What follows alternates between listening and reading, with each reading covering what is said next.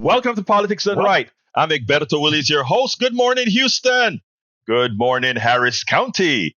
Good morning to the great state of Texas. And of course, good morning to the United States of America. Good morning to the entire area that our 100,000 watt transmitter gets to every nook and cranny in Northeast Texas, Southeast Texas, Southwest Louisiana, Northwest Louisiana. Folks, we have a great show for you today. It's going to be a good day because we are going to make it a good day. Irrespective of what's happening, we do have control over certain things. So what we have control over, let's command what we have control over. And I mean command in a democratic kind of a way. Anyhow, folks, before we get busy with the people from around the world that listens to us as well, whether it be Barcelona, Spain, whether it's be in Oxford, in England, there's a new city that came on to the fold recently.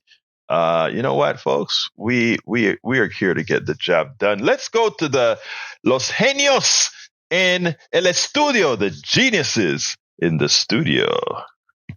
Those heinous geniuses? Genios. Genios is genius in Spanish. Genius. Oh, okay. Well, we kind of took it as a heinous genius. You know, Jackie is. No. I'm a heathen. Hey, I was just listening to Arnie Arneson on the way in. The part that were actually able to broadcast and cut out 20 minutes early.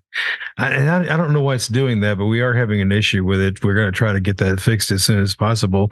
She was making a very important point, and she and her guest were talking about one of the presidential candidates spouting his garbage about, we had the greatest economy. Well, you know, greatest for who? It was greatest for CEOs. It was great for corporations, but your average ordinary person, it wasn't so great for. Plus, it's just, you know, you have to have, if you have a greatest economy in the world, that means everybody is prospering. That means everyone can afford a place to live. Everyone can afford an affordable car and the Affordable Health Act.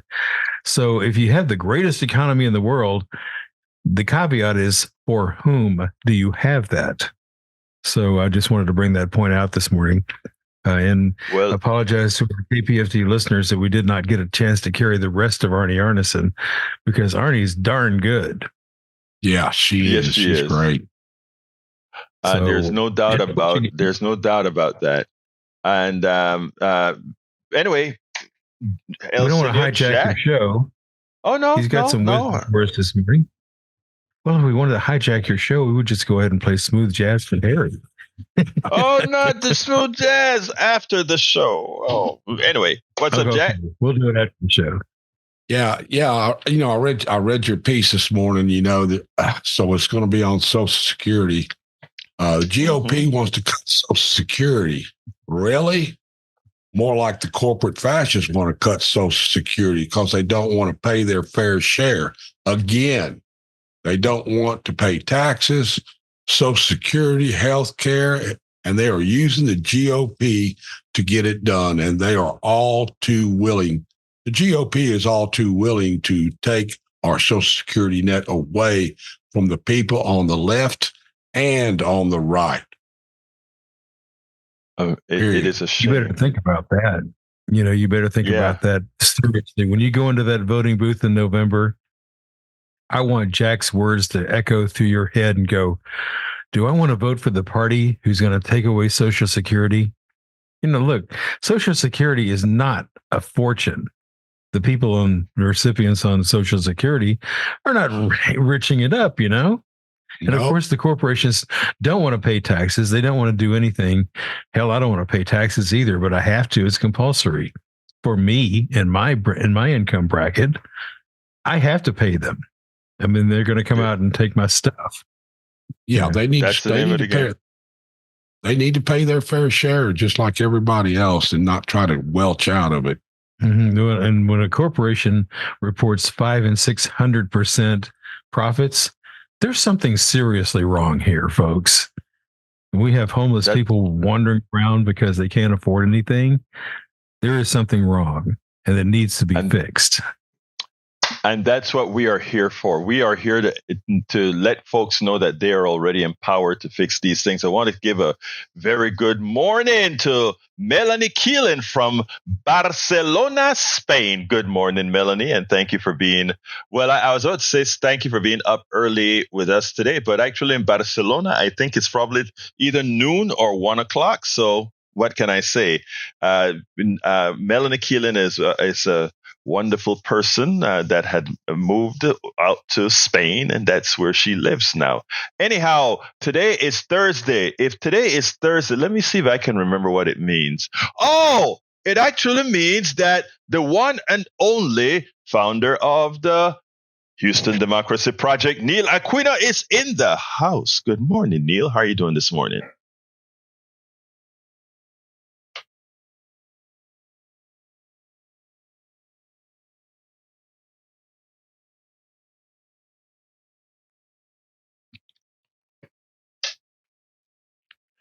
We are going to have a great show. Let me tell you what the show is titled today. The show is titled today, GOP Budget Proposal Cuts Social Security.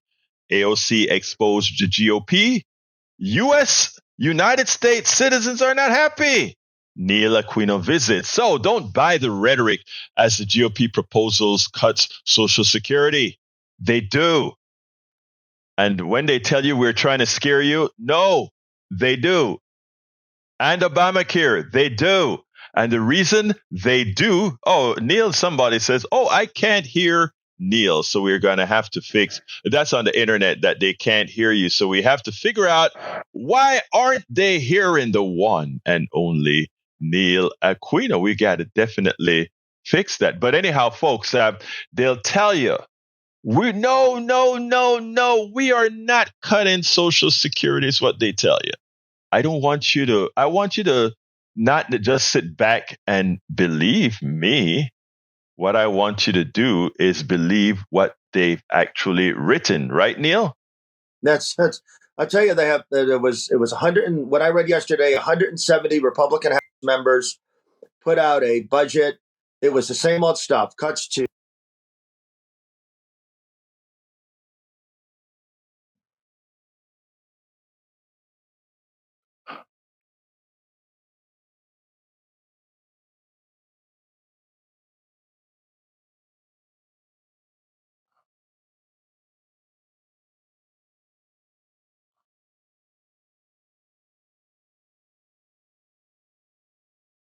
But it is something that we are going to take care of. But anyway, folks, welcome aboard. Welcome aboard. The other thing is, every year we get something called the happiness report, and the United States was always rated within the top 20, not very high in the top 20, but in the top 20. The Scandinavian countries have always been the ones that have been very happy because they have great social infrastructure programs.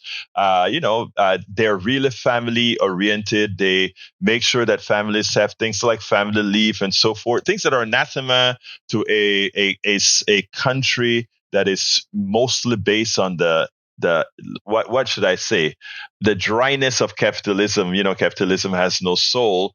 Now we have the Nordic countries like Sweden and Finland and Norway that actually they're great free enterprise countries. Freedom reigns, but they also remember that humanity comes first.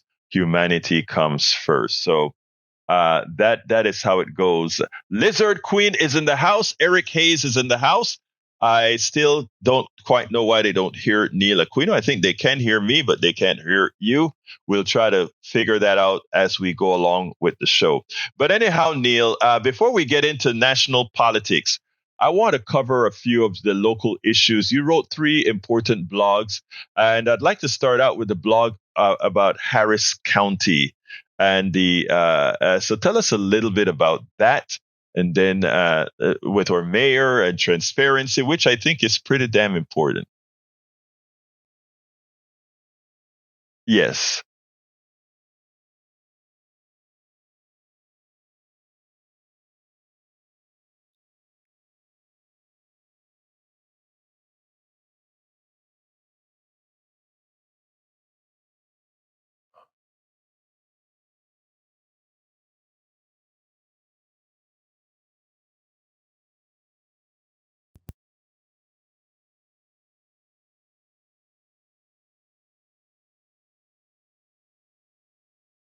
Just succinctly, from the Chronicle, their budgets have grown over the last decade by 70%, collect $236 million a year in funding, and an additional $74 million from contract patrols in neighborhood fees.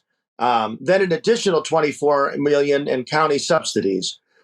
But county deputy constables rarely fight serious crime, handle a disproportionately lower amount of calls for major and violent property crimes such as small assault, domestic violence, theft, burglary. So the sheriff and HPD get a larger share. Now that's important stuff. And meanwhile, each precinct logged thousands of check-in and meet the citizen visits with residents and local businesses. Precincts spend 80 to 85% of their time dealing with non-criminal calls. Now that's important stuff, but that's not usually what I talk about I talk about issues related to democracy. And what I write about is I encourage folks to read the series. One thing that occurs to me is that these constables are ready-made to execute Trump's planned migrant roundups and migrant camps, and also implement his use of the Insurrection Act and other openly planned attacks on civil liberty. And something I've been thinking about lately, that attacks on freedom, authoritarianism will require a large local infrastructure to carry out. 3 of the 8 elected constables are Republicans. None of them have disputed Trump's talk of immigrants as vermin or about bloodbaths. We know that local law enforcement unions often support election deniers and insurrectionists. So I just wanted to make the point, and I wanted just to get people thinking about, and this really connects to another post I made over the week, that the migrant camps, the roundups, there's SB4 to begin with. We could spend the whole show talking about SB4, but the migrant camps and the roundups will require a local infrastructure. We know that there are politicians who support it. We know that there are law enforcement unions who seem entirely comfortable with it. And so we don't wait for elected officials or a court to rescue us. You see, the courts are not going to rescue us. We need to advocate for our own freedom and safety while we can.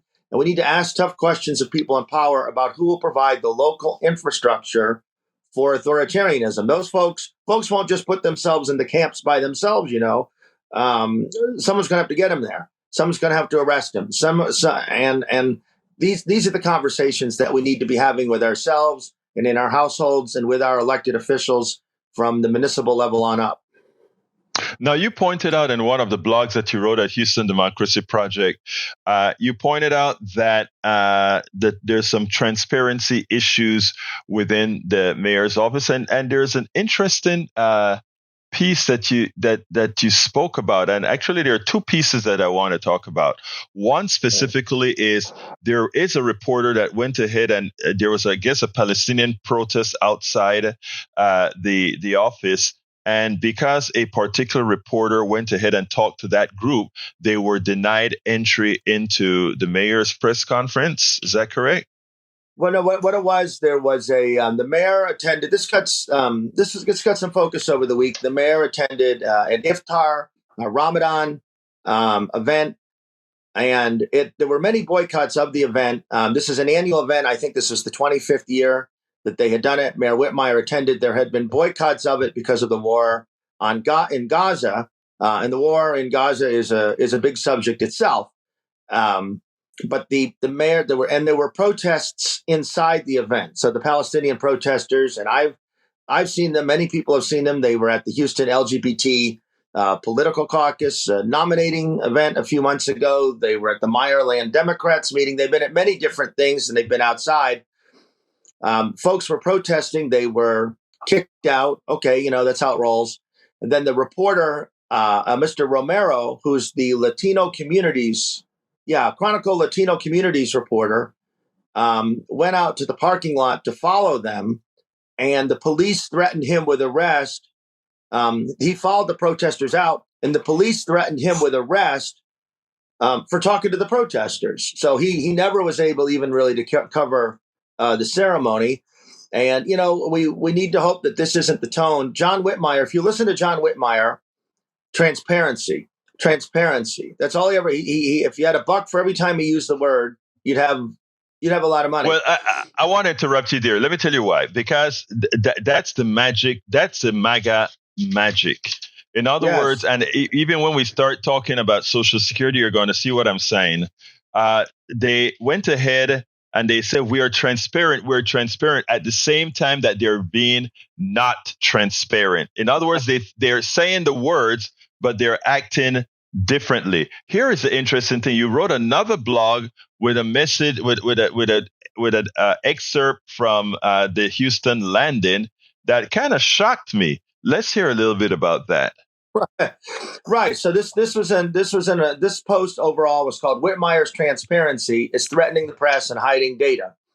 So we've talked on this show before.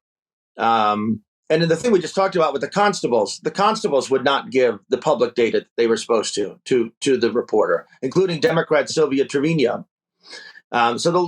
We talked about the Houston Avenue project. So really succinctly, the Houston Avenue project, at the last months of the Mayor Turner's administration, some medians were put in and some traffic calming, they call it.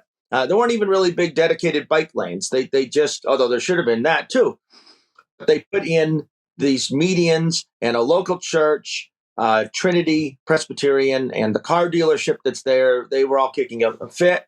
And so were the police and fire unions.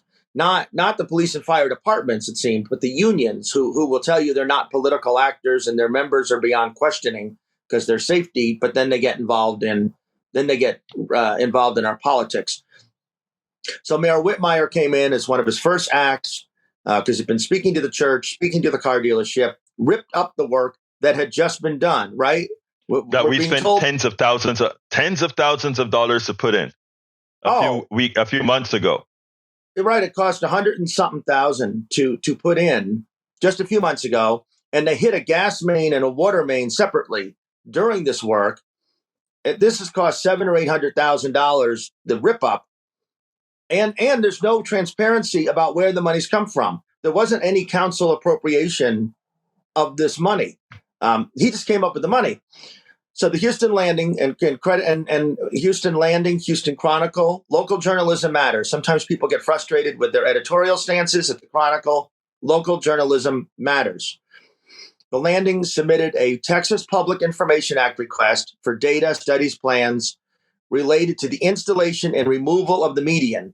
In response, this is from the Landing, the city sent a letter to the Texas Attorney General's office, right? So here's our Democratic mayor, John Whitmire. He told you over and over during the election, oh, no, I'm a good Democrat. So he's writing a letter to Ken Paxton asking if he had to give the information. The city said that the requested information includes discussions among city employees and traffic routes at risk for congestion or collisions. Using that information, terrorists could plan an attack that could target travelers, first responders, and public transit. So they won't give the data. Now you could go outside. You could look at TransStar. You could sit home and look at TransStar and know if it's busy or not. And you know from your own commute what's busy or not. Or you could drive around and say, oh, is it?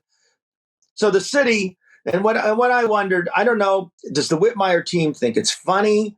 The mayor has termed folks who are tired of the red light running, folks who want bike lanes. And if you drive, you know that the red light running and the aggressive driving is an issue all over the region. He's termed them anti-car activists, right? That's the term.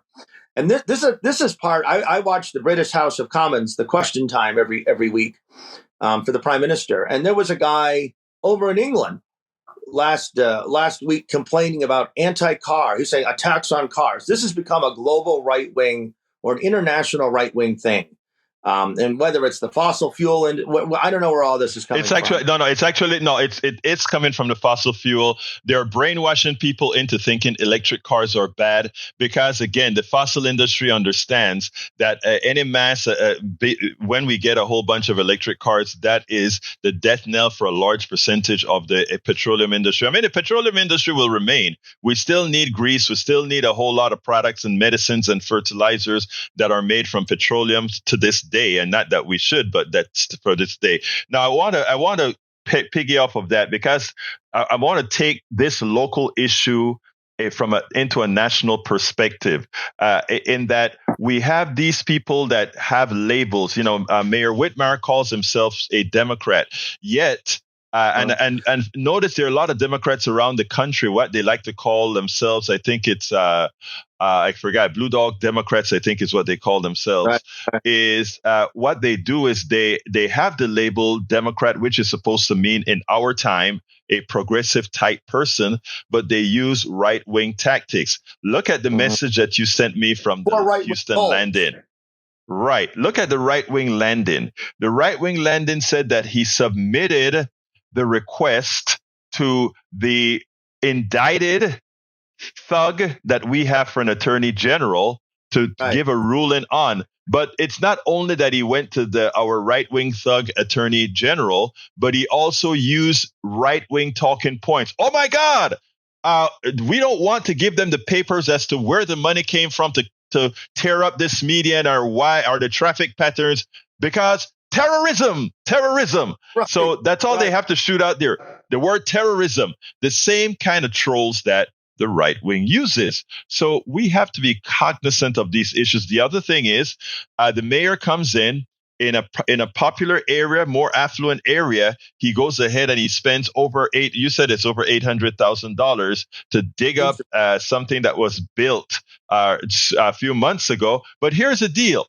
If you go into South Park, if you go into Studi Wood, if you go into all these areas of Houston, they are neglected with their potholes. They're neglected with the drainage that overflow. They're neglected with all these things that the city could pay for with that near $1 million that they did to just clean up that median. But they are willing to put the money and get it without funding in the median. The other thing that comes up with, and I heard this from one of the council women on the thing, the firemen just got a new contract that paid them a whole lot of money. Okay. Yes. And by the way, I do believe that, the police officers shouldn't be making more than fire officers, shouldn't be making more than a lot of the people that do good safety work for the community. They should be all on par, right? But these different groups that have political power, and this goes for all cities around the world, they get special treatment. So this councilwoman says, yes, we need the fire personnel who do that hard work in saving lives as they put out fires. But guess what? We have a lot of people in different departments in the city that goes out during the hurricane, that goes out during problems and save lives too. We don't see any money in the budget for them. You say. So I have been watching council as I go about my day, and over the week I will watch that. There's a public comment section. You can go and talk to City Hall. That's on Tuesdays, and then they do an agenda meeting on Wednesdays where there's no public, no direct public input. The councilwoman you're referencing is Tiffany Thomas, who I believe is District F out leave. And she represents a very diverse district. So yesterday there was and this gets back to transparency, because one of the concerns that Councilwoman Thomas had and other members of council, Mr. Ed Pollard, and Pollard and Thomas have written a letter, a really good detailed letter asking questions about the firefighters contract. The contract was done without any involvement. Councilwoman Thomas was saying how leaked drafts of the contract had been going on since March 3rd, but the first public discussion involving council members was only yesterday. Right. So Councilwoman Thomas is saying the garbage workers and park workers and all that need to get money, need to have access to good wages and raises. The firefighters, it's a $650 million contract, plus there were different accruals of interest over the payment of the bonds, and that depends on fluctuating interest rates. They're getting this money. They're an AFL-CIO union. If you remember, all of the unions, with the exception of the teachers union, supported Whitmire over Sheila Jackson Lee. HOPE, the municipal employees union. It's not, but Mayor Whitmire is asking for 5% reductions across departments. Other than police and fire. So the Gulf Coast AFL-CIO really needs to stand up for the other workers. And also the firefighters are perfectly comfortable, as is the police union, bringing these back to democracy issues, with endorsing Republicans who are talking about overturning our ballot. So we're giving 50% of our city budget. And then just to complete talking about council, yesterday there was a $3.5 million tax abatement for childcare. This was about a 7 or 8 minute debate or 10-minute debate. $3.5 million tax abatement for childcare in the city. There were 4 Republican no votes. Your council member, what's his name, Flickinger, out in Kingwood. Yeah. Twyla Right. Carter, who when she was running, oh no, I work for the Astros Foundation. I'm moderate. No, she votes against it 3. And then Councilmember Ramirez and Councilmember Huffman, who defeated Tony Busby. I bet Tony Busby would have voted for. And she represents River Oaks. And Mayor Whitmire said during that debate, Councilwoman Thomas and Kamen did good work pushing it. And Mayor Whitmire said like 10 times during this damn debate, oh, we're broke. We're broke. I know this is a great goal, Councilwoman Kamen. We're broke. We're broke. But at the same time, the firefighters and the police are getting half the city budget, and there is no funding mechanism for this firefighters contract. They're talking about tax breaks. It is sad, and it is something we got to look into as far as equity. There are certain employees that they treat better than others, and what's interesting is demographically, these employees look very different, and that is sad. Demographically, they look very different. Now, let's go ahead and before I go to Bard, I want to say one other thing, and that is, it is important for us to learn these things. It's not only local, but this happens all over. And having somebody like you watching what's going on the city level, on the county level, it's important, and it gives the impetus for others around the country to actually see these are things that must be done. It's local, baby. It's local. Local grows into quite a bit more. Let me take Bard. Neil, I know you have some more to say, but let's bring Bard into the conversation. Let's hear the Good caller. afternoon, brother. Good morning, brother Bard. How are you doing? Good morning, sir. Thank you for having me. Yes, sir. Talk to me. The city has dismissed over 250,000 cases of rape and sexual assault and all kinds of crimes. You're right. Talk to me about a bicycle lane, Neil. I don't care about a bicycle lane or a crosswalk. Who cares? Mayor Whitmire has been there for 8 or 10 weeks. You can't throw this on him. Throw it on your buddy Sylvester. Well, go ahead, Neil. Well, I don't think Sylvester ever saw me as his buddy, but I could speak to that at 2 levels. So there's 264,000 cases, although it doesn't seem to involve 264,000 specific incidents. There were, in some cases, multiple filings for the same incident. First of all, that involved, according to Chief Finner himself, police not following the rules. They weren't supposed to use that code. They broke the rules consistently. The police officers, it appears, and Mayor Whitmire has appointed a 6-member commission. Now, the Chronicle has called for the FBI or the Texas Rangers. I know the Texas Rangers. I know. The Chronicle has called for an external investigation.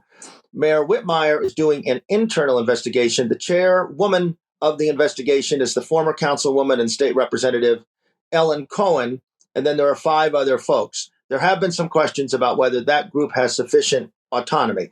So that's the police were breaking the rules. We don't know why they didn't investigate. Secondly, on the crosswalks, somehow we have constructed a concept of public safety that doesn't involve road safety.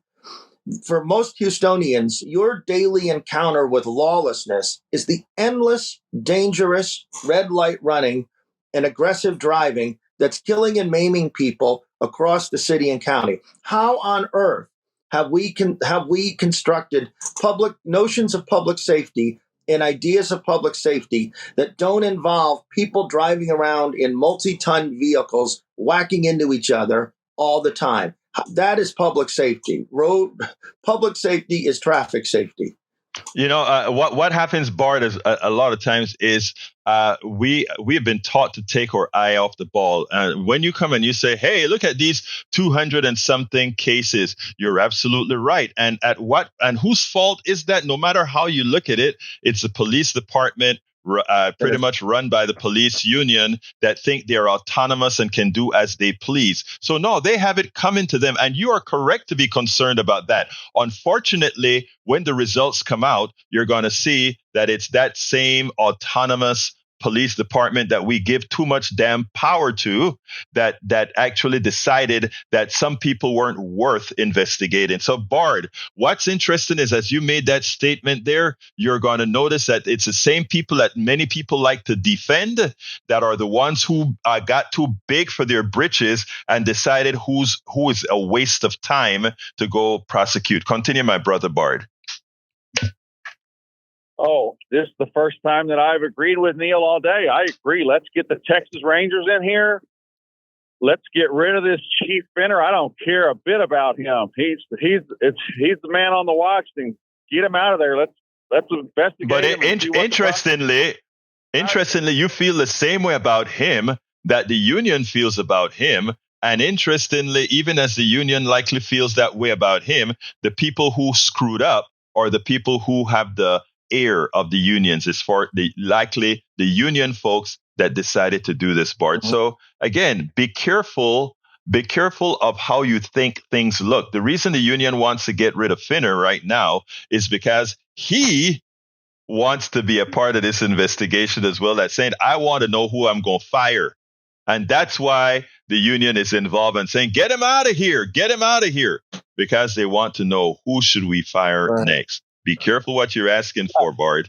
Anyway, Bard, I got to continue with some Social Security. I know a lot of folks want to hear what I've got to say about Social Security. So give me a quick 5 seconds and then we got to get you out of here, my brother. Yeah, typical city, kick the can down the road, pass the buck. It's time for Whitmire to step up, fire this guy, get his own chief. Let's go. Let's start with a clean slate. We got a lot of messes left by Sylvester Turner that we got to investigate, and this guy needs to come up on charges himself. So, I am going to have to ask you to go ahead and reevaluate what you're saying. And by the way, I'm no fan of any of our mayors. I'm no fan of the union at all.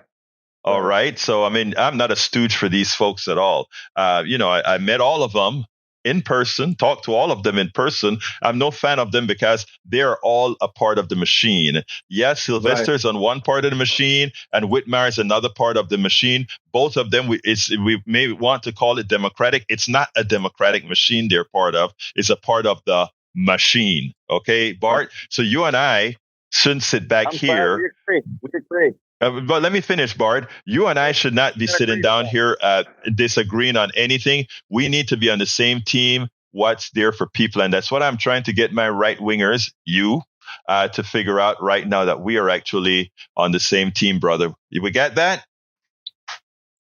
All right, let's go and stop trying to turn against me.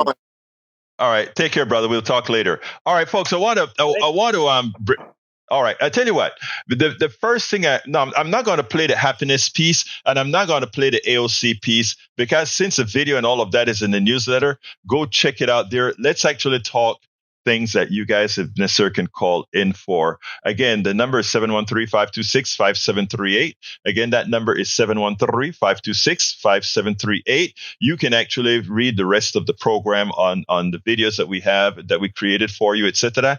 at politicsandright.com/newsletter, politicsandright.com/newsletter. And all the 4 items we're intending of discussing are there, including the link to the Houston Democracy Project, with all the blogs that brother Neil Aquino. He's going to knock me out the next time I say Aquino. Aquino. I'm Latino, man. We say AQUI is Aquino. You had to teach me that your pronunciation is Aquino, so it's Aquino. And Thomas Aquinas telling you it's Aquino. That's where it comes from. Yeah. I listen to whatever the hell you want to call yourself, brother. That is what it is. Anyway, folks, I want to talk about the budget proposal shows the GOP is a party of cutting Social Security and Medicare. I want to read a part of this article because here's the thing that I want to show you. You remember earlier we spoke about Whitmire saying, I'm transparent, even as he's writing to the attorney generals to say, no, we're not sending you this stuff. We're not going to be transparent. And Attorney General, the crook of Texas, we want permission from you to not be transparent. Check this out. Defenders of Social Security and Medicare on Wednesday swiftly criticized the biggest caucus of Republicans in the U.S. House of Representatives for putting out a budget proposal for fiscal year 2025 that takes aim at crucial programs. Listen up, folks who are going to the ballot box. First of all, if you're going to be on Social Security, if you're close to Social Security, if you're going to be on Medicare, don't be bluffed. Don't be fooled. Don't vote against your interest. Check it out. The 180-page Fiscal Sanity to Save America plan from the Republican Study Committee follows the release of proposal from Democratic President Joe Biden and U.S. House Representative Committee Chair Jody Arrington, Republican of Texas, who is leading the fight to create a fiscal commission for the programs that critics call a death panel designed to force through cuts. The RSC document features full sections on, guess what the title is? The full sections on saving Medicare and preventing Biden's cuts to Social Security. This is the greatest lie possible. Here, the title in their Republican document says, saving Medicare and preventing Biden's cut to Social Security. So they give it that name as they intend to cut.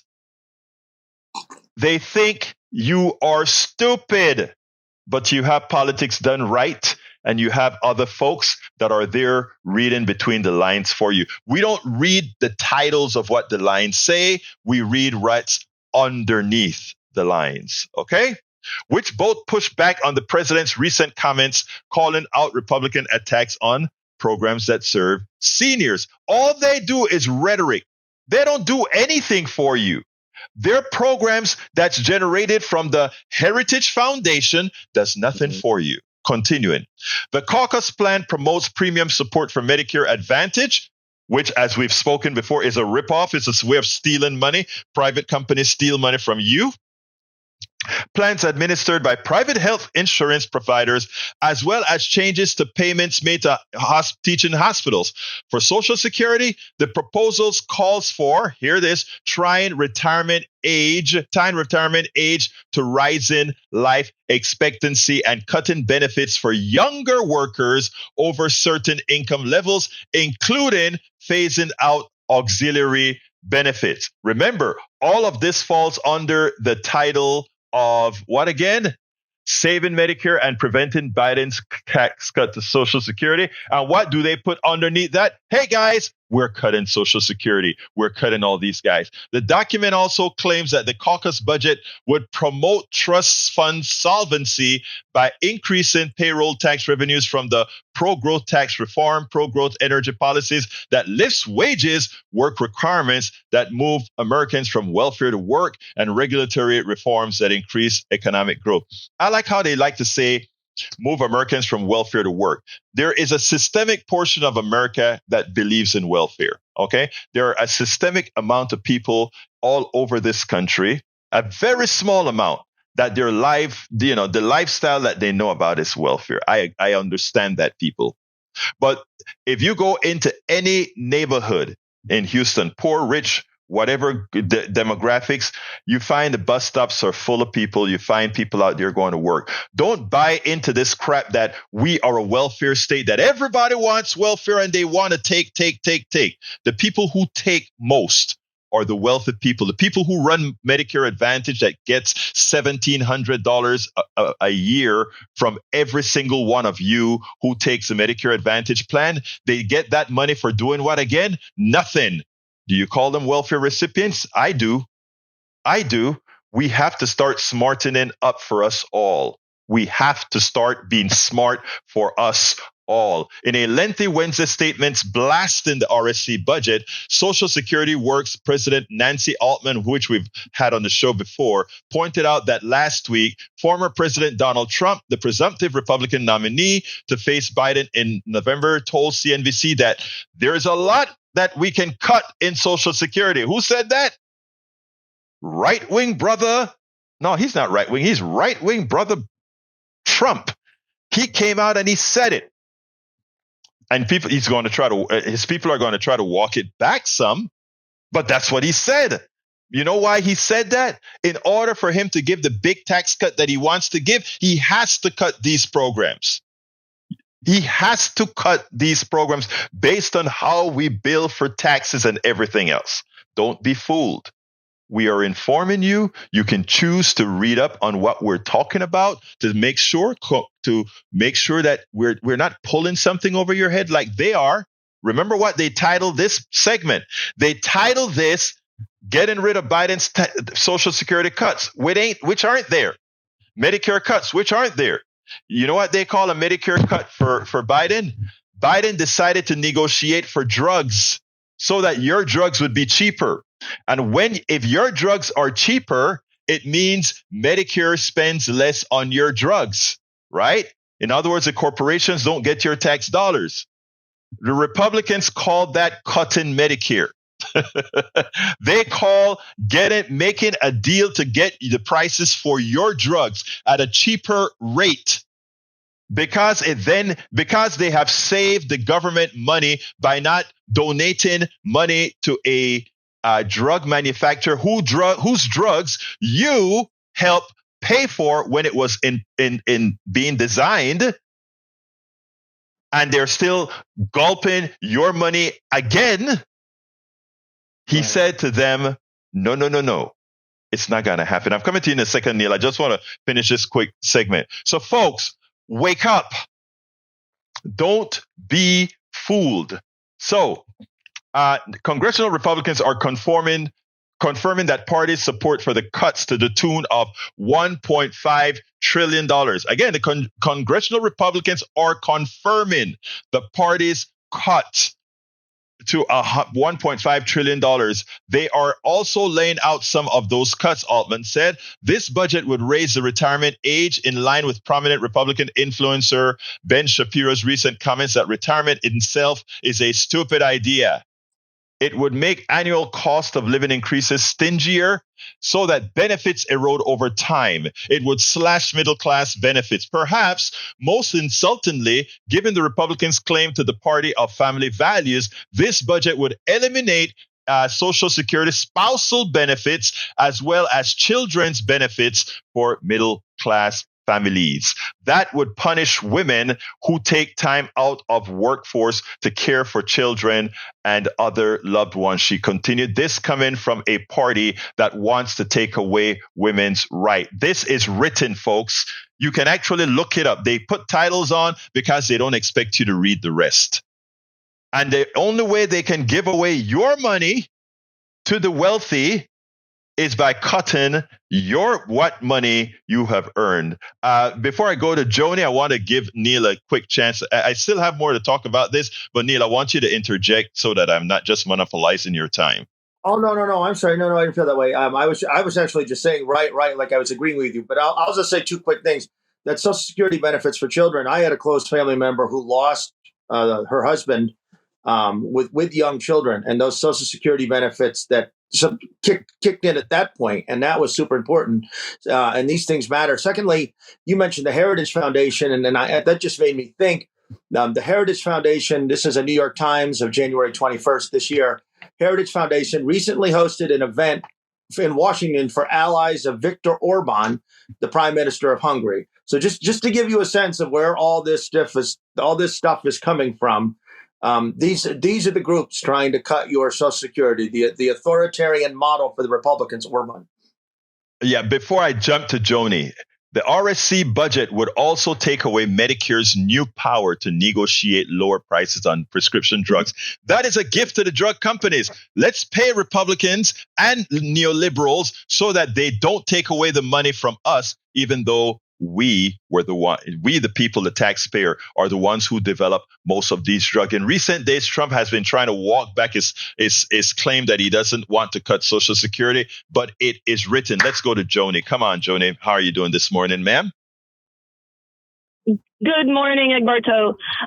Just the Social Security thing. My husband's almost to the age of receiving, so we've been really paying attention and wanting to make the right decisions for ourselves. Well, the corporations. It's clear if anybody's thinking and watching that corporate America is salivating to get their hands on what's now going into Social Security and Medicare. These are, to me, they're sacred programs that if you believe in your own country and taking care, welfare has become a bad word, but it's in our preamble, promote the general welfare, and they've turned it into a bad word. But it's partly, compensation for having lived a productive life and paid into Social Security.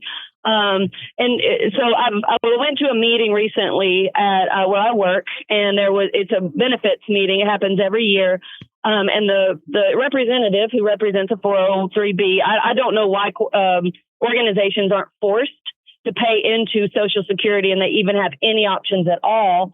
In our society, I don't think they should when they do business here. But anyway, I went to that meeting, and the man said, basically, he hit Social Security, said it's a Ponzi scheme. And I countered with that. I said, and I asked him, wasn't there a time when we all had to pay into it so that it was solvent? Because he was talking about how it's going to be insolvent. It's a Ponzi scheme. It's a ripoff for people.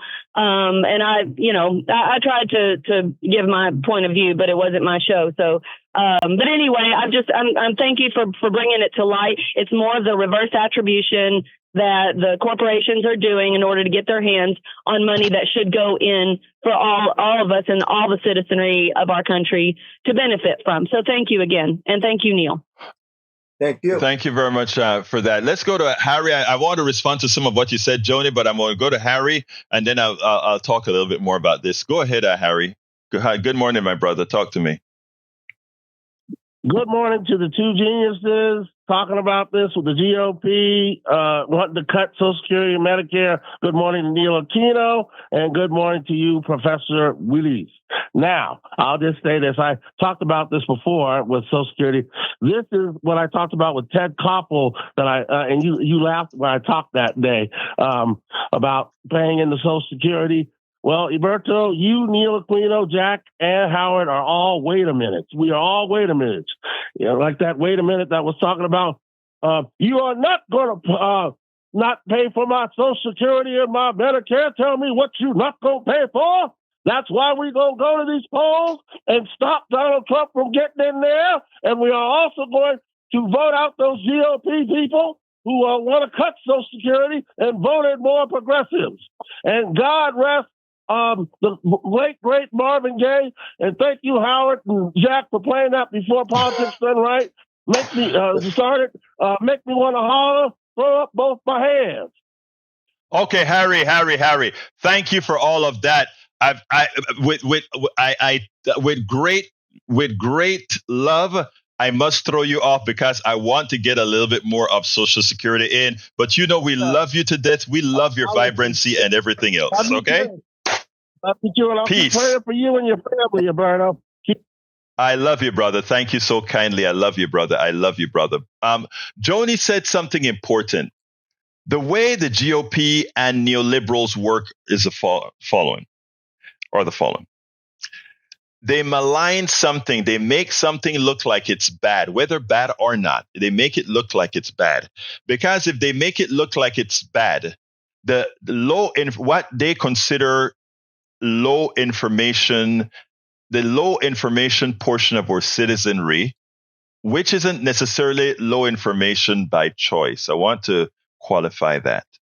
They don't read in between the lines, and they just go and do what their trusted representatives tell them to do, or they believe what their trusted representatives do. And one of the things in the work that we do here, both myself, Neil, and others, what we are trying to do is develop that trust with you, the listener, the people who work with us, etc., Because we understand that in a community where we are all overworked, where we have to work so hard for dwindling pay in the aggregate. Under Biden, yes, pay have been going up faster than inflation, but still, we have yet to recover from the losses we've taken since the 1980s. So people are working much harder.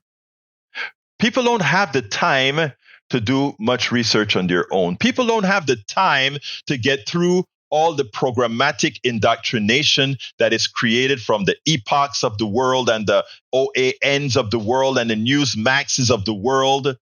You know, those things are well-produced shows from Heritage Foundation's money to mislead you, to misinform you, to have good people vote against your own interest.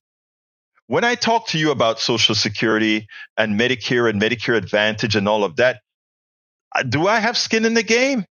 Yeah, I have skin in the game because I'm an American citizen who at some time hope to retire. I probably never will, but I have skin in the game, and we are not an island. It cannot be that Neil knows this stuff, Howard knows this stuff, Jack knows this stuff, I know this stuff, Joni knows this stuff, while most people, let's say, they don't get it, right? I'm just this is hypothetical kind of stuff here.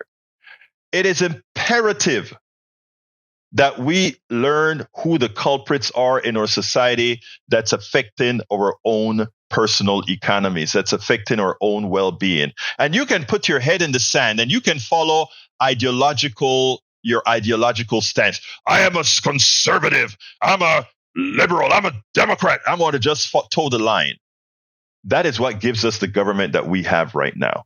If you've heard my show yesterday and the day before, I have no qualms calling out anybody from any party.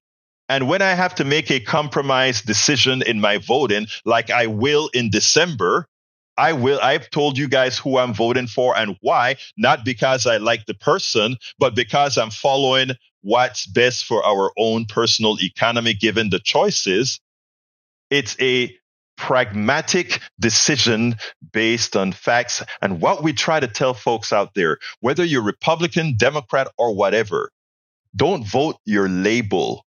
Vote your interest. Nobody's asking a Republican to change into a Democrat. Nobody's asking a Democrat to change into a Republican. Nobody's asking an independent to change what their stances are. You know what we're asking of everybody, because by doing that, you help everybody to make a vote for your interest, because your interest is my interest. Neil's interest is my interest. Bard's interest is my interest. Brian's interest, notice I'm calling my conservatives now. Brian's interest is my interest. Eric Hayes, my conservative nemesis on the chat right now, it's my interest. And Neil, and hey, so I hope my wife comes home from the hospital today. If she does, let's do coffee. Eric Hayes, my right-wing nemesis. We'll do coffee this weekend if that happens. Eric and I has a coffee date that is yet unfulfilled. So let's remember that. But anyway, I've spoken enough. I want to give Neil a minute or so to comment on this if he has something to add. No, I think you and Joni and everyone said it well, and it just made me think. Unrelated but connected still. We've seen in the Texas primaries, Greg Abbott has successfully gotten rid of a number of Republicans who were opposing the school vouchers. So just speaking about self-interest, so we're now set to have many of our rural friends in Texas vote for a school voucher plan that's going to gut their own public schools. They knew enough. They didn't want that.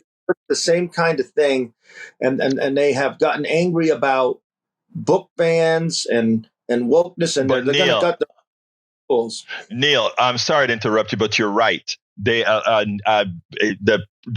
governor got a lot of the people who voted against voucher doing what their constituents want out. But you know what? We're going to still win that battle. Come on in, Joe. Come on in. We don't have much time, but I want to hear from Joe. Brother Joe, talk to me. We only got about a minute for you, Brother Joe. I tell you what, I really like the way you said GOP and neoliberals, right? Because those are the guys to call out, right? I took heart the other day when on a couple of votes where MAGA Republicans and the so-called progressives stuck it out and voted in the minority, but they voted together, right, where their interests aligned. Right. And I was really happy to see that. I think it was the TikTok vote or something like that, where it was a TikTok vote. It was a TikTok vote. Yeah. And I love seeing that stuff because in a lot of places our interests do align. But remember this, because the size, the sheer size of the federal government and the fact that it hasn't been able to pay for itself my whole life, it's the size of the federal government's going to have to come down. And for any time you talk about cutting anything, there's going to be somebody to go up on that hill and just like you did, just freaking, be ready to die on that hill, and let me ask you, but you know what, Joe, I need to interrupt you because I don't have a lot of time, but I just want you to think on something and then call me back on it another day because we're running out of time. But I want you to look at our defense budget, and our defense budget is larger than the next 10 defense budgets. Yesterday on TV, I heard a guy said, Europe's defense budget is 356. All of Europe, all the countries in Europe, $356 billion, and ours is $800 billion. We pay $500 for a bomb that costs $500. We pay $18,000 for. I just want you to see the kind of monies we spend. But Joe, I want you to think about things like that in the defense budget, and let's come back and talk about that tomorrow. But I got to let you go so that I can go to the studio. But call back tomorrow, and we'll talk some more about this. All right, brother? Thanks, Egberto. Have a great day. You too, brother. All right, let's jump to the studio and then get out of here. Okay, I have nothing for you. Jack, what you got? One of the purposes of government is to protect the people from corporate abuses. If the corporate entity takes over government, the corporate will be free to abuse and take more of your rights away from the people on the left, right, and center. Thank Those you, Jack. rats. I got to jump to Neil. Neil, give me a quick closer and tell us about your website real quick, 15 seconds. Right. Be sure to follow the firefighters contract debate. Whitmire would just gut everything, and the firefighters get it all. That's simplistic, but there's an essence of there's truth to it. Your website, HoustonDemocracyProject.com, HoustonDemocracyProject.com. Please visit the blog and comment. Love you all. Thank you, Howard, Jack. Thank you, callers. Great calls. Thank you, chatters. Great chat. My name is Egberto. Oh, go to politicsandright.com/newsletter for what we haven't covered that is in the newsletter today. My name is Egberto Willies. This is Politics and Right, and you guys know how I end this baby. I am what? Out. We spend a lot of time deconstructing the news, trying to parse it into a form that everybody can understand. We try to find those little nitpicks where it flies above the fray, etc.